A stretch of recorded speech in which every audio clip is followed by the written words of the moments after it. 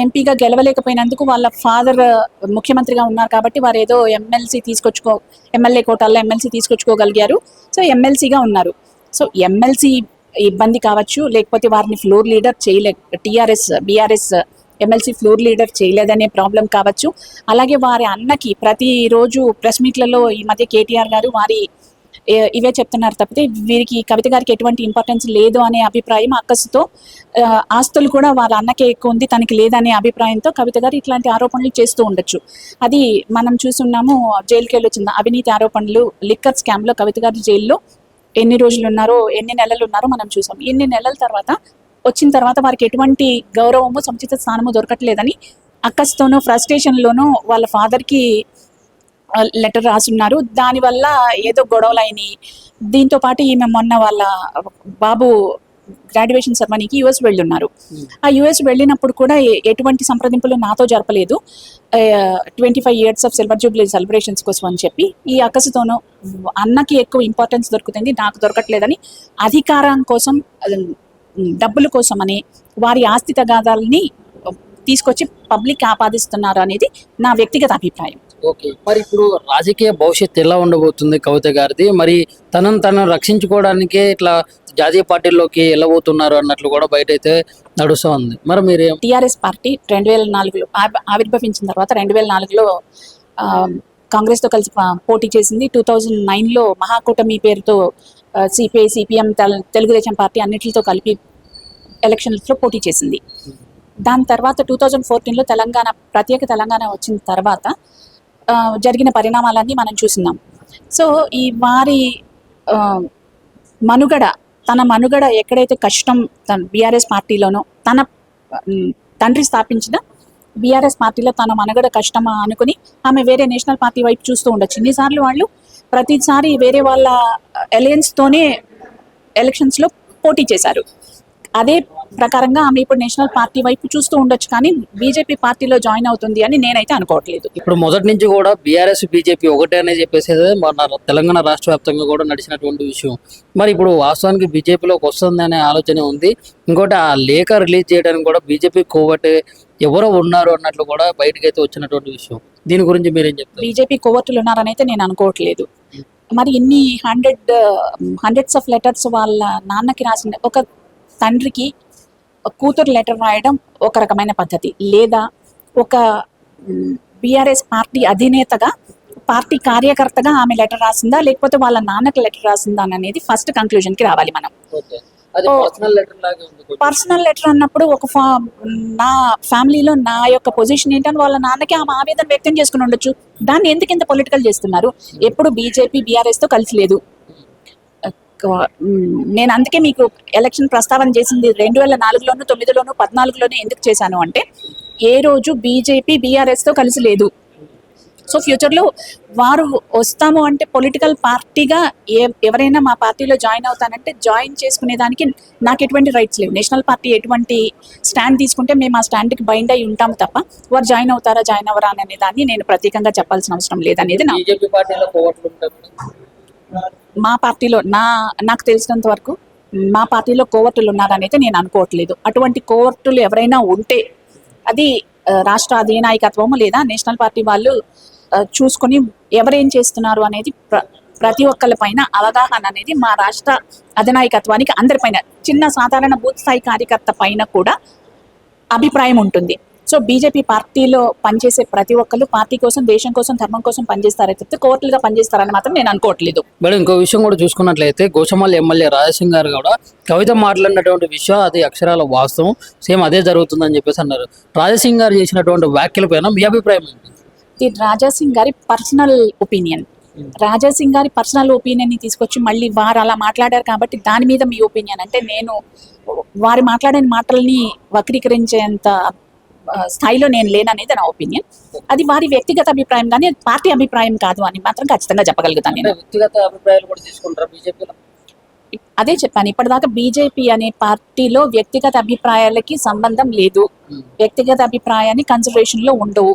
రాజాసింగ్ గారు ఒక ఎమ్మెల్యేగా వారి అభిప్రాయాన్ని వెలిబుచ్చి ఉండవచ్చు. పొలిటికల్ పార్టీలో ప్రతి ఒక్కరికి వాళ్ళ అభిప్రాయాల్ని చెప్పగలిగే రైట్స్ ఉన్నాయి. అలాగే రాజాసింగ్ గారు కూడా వారి అభిప్రాయాన్ని చెప్పి ఉండవచ్చు. బట్ అది దాన్ని మొత్తాన్ని పార్టీకి ఆపాదిస్తున్నారని అయితే నేను అనుకోవట్లేదు. కోవర్టులు ఉన్నారని మాత్రం నేను ఏకీభవించను. ఓకే, అంటే అంత పెద్ద స్థాయిలో ఉన్నటువంటి రాజసింగ్ గారు ఇట్లా మాట్లాడేంత వరకు దాన్ని ఎట్లా చూస్తారు అసలు? అది రాజాసింగ్ గారి విజ్ఞతకే వదిలేస్తాను, కానీ దానికోసం నేను కమెంట్ చేసే స్థాయిలో ఉన్నానని నేనైతే అనుకోవట్లేదు. ఓకే, అంటే ఇప్పుడు తెలంగాణ రాష్ట్రంలో మరి బీజేపీ బలపడిపోతుందా? ఇట్లా ఏ రకంగా అంటే గ్రామ స్థాయిలో అయితే అంత పట్టు అయితే లేదు. గ్రామ స్థాయి నుంచి తీసుకొస్తేనే పార్టీకి బలం చేకూరే అవకాశం అయితే ఉంది. మరి ఇప్పుడు ఈ రాజకీయ పరిణామాలు ఎలా మలుపు జరుగుతుంది? బీజేపీ బలపడటానికి మరి ఎట్లాంటి ప్రణాళికతో ముందుకెళ్తున్నారు కింద స్థాయి కార్యకర్తల నుంచి? బీజేపీ ఎప్పుడు బలంగానే ఉంది. మీరు ఒక చిన్న ఆలోచన చేస్తే ఇదివరకు మేము ఉన్న 11 లక్షల సభ్యత్వం నుంచి ఈరోజు 40 లక్షల సభ్యత్వానికి మేము ఎదగగలిగినామంటే బీజేపీ గ్రామ స్థాయిలో కూడా మాకు బూత్ స్థాయిలో కూడా మాకు కార్యకర్తలు ఉన్నారు. మా ఆర్గనైజేషన్ లెవెల్ ఎలా ఉంటుంది అనేది బూత్ స్థాయి నుంచి మండలానికి, మండలం నుంచి జిల్లాకి, జిల్లా నుంచి రాష్ట్రం, రాష్ట్రం నుంచి దేశం. మా బూత్ స్థాయి కార్యకర్తలకు కూడా మంచి కీ పొజిషన్లో ఉండగలిగిన అవకాశం ఉన్న ఏకైక పార్టీ భారతీయ జనతా పార్టీయే. మేము అధికారంలో లేము, లేకపోతే మీకు గ్రామాల్లో పట్టు లేదు అనే మాట అవాస్తవం. దీన్ని ఖచ్చితంగా నేను చెప్పగలుగుతాను. ఎలాగ చెప్పగలుగుతాను అంటే 2019లో 4 ఎంపీ స్థానాలు ఓట్ షేర్ పర్సంటేజ్ని క్యాలిక్యులేట్ చేసుకుంటే 2024కి వచ్చేసరికి ఎంత ఓట్ షేర్ని మేము పెంచుకోగలిగినాము. అలాగే బీఆర్ఎస్ ఎలాగ తగ్గించుకోగలిగింది అంటే మేము ఎలక్షన్కి మమ్మల్ని పెంచుకునే ప్రయత్నం చేశాము. అలాగే పబ్లిక్కి ఉపయోగపడే కార్యక్రమాలు చేసి పబ్లిక్ రీచ్ అయ్యే ప్రయత్నం చేసి ప్రజలతో వాళ్ళ మనసు గెలుచుకునే పనిలో ఈ 8 ఎంపీలు గెలుచుకుని ఉన్నాము. అందుకే బీఆర్ఎస్కి ఒక్క ఎంపీని కూడా ఇవ్వలేదు. తెలంగాణ ప్రజలు బీఆర్ఎస్ పార్టీని నమ్మలేదు కాబట్టి ఒక్క ఎంపీని కూడా వాళ్ళకి ఇవ్వలేదు. మా 4 ఎంపీలు కాస్త 8 ఎంపీలు అయ్యాయి అంటే ప్రజలు మమ్మల్ని నరేంద్ర మోదీ గారి పాలనని నమ్మినందువల్లనే మాకు ఇంత అధికారాన్ని కట్టబెట్టారనేది మాత్రం ఖచ్చితంగా నేను చెప్పగలను. గ్రామ స్థాయిలో ఈరోజు మా 6 హామీలని ఇచ్చిన 6 హామీలని ప్రకటించిన కాంగ్రెస్ అవి ఫుల్ఫిల్ చేయటంలో విఫలమైంది.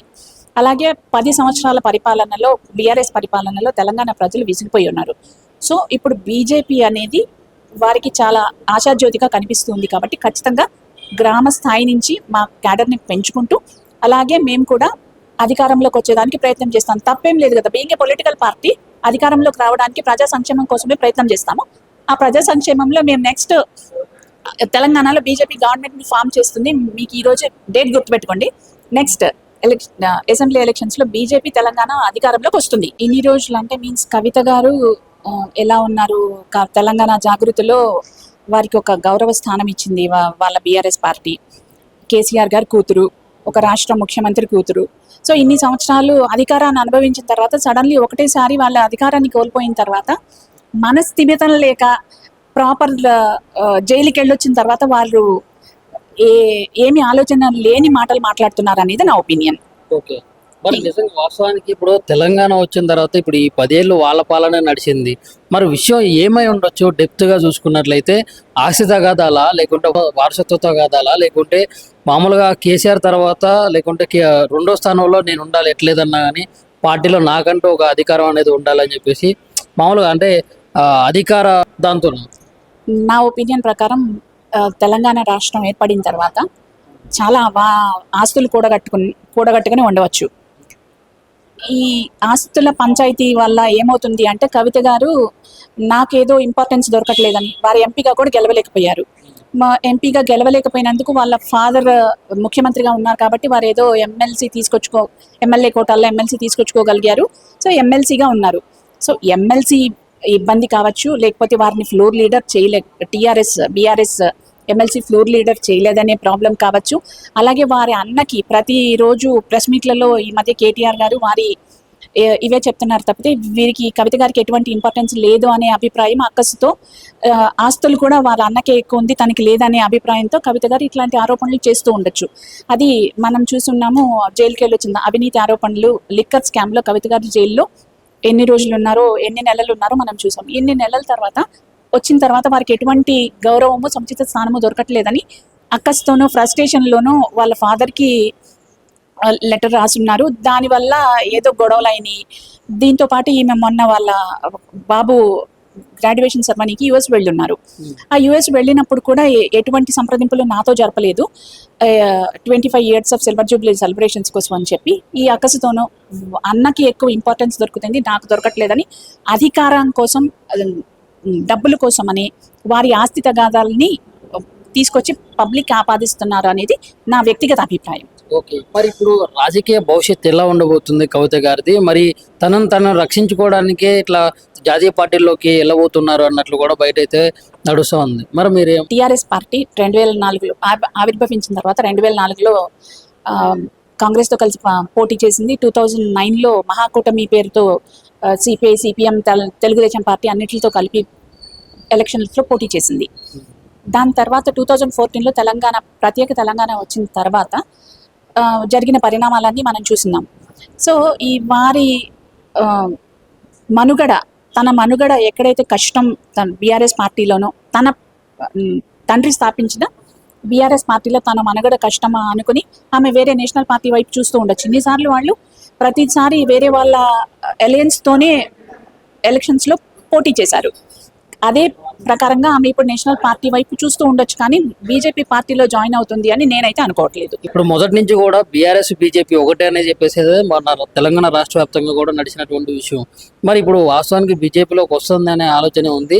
ఇంకోటి ఆ లేఖ రిలీజ్ చేయడానికి కూడా బీజేపీ కోవట్ ఎవరో ఉన్నారు అన్నట్లు కూడా బయటకైతే వచ్చినటువంటి విషయం.